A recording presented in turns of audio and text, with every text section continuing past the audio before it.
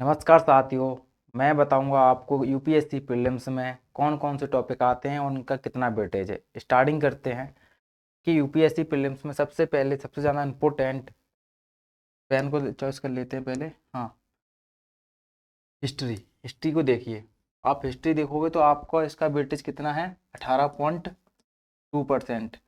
तो 18 मान लीजिए। फिर उसके बाद इकोनॉमी पे आ जाइए। इकोनॉमी का वेटेज कितना है, 12.3%। ठीक है। उसी प्रकार पॉलिटी, जिसे अपन राज व्यवस्था कहते हैं, उस पर का वेटेज कितना है, 18%।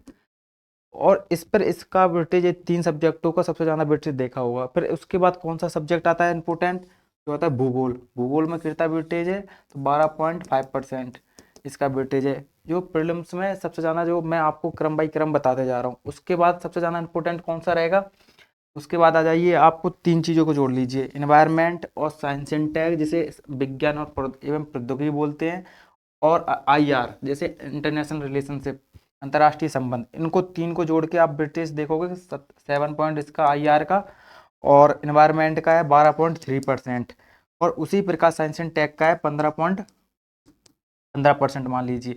इन पे सबसे ज़्यादा फोकस करना है। उसके बाद आपको जो विविध होगा, जो सोशल इशू है, आपको स्कोर और रिपोर्ट एवं सूचकांक, इसको दोनों को मिला के आपका 3% आएगा। तो इस पे सबसे ज़्यादा फोकस करना है आपको। उसी क्रम में पढ़ना है आपको। सबसे पहले किसका पे ध्यान देना है, तो हिस्ट्री पे ध्यान देना है, फिर पॉलिटी पर ध्यान देना है, फिर इकोनॉमी पे ध्यान देना है, फिर भूगोल पे ध्यान देना है। फिर 3 को सब्जेक्ट मिला लीजिए, environment, science and tech and IR. इन पे सबसे ज़्यादा फोकस करना है। थैंक यू क्लास को देखने के लिए, और ऐसे ही सपोर्ट बनाए रखिए।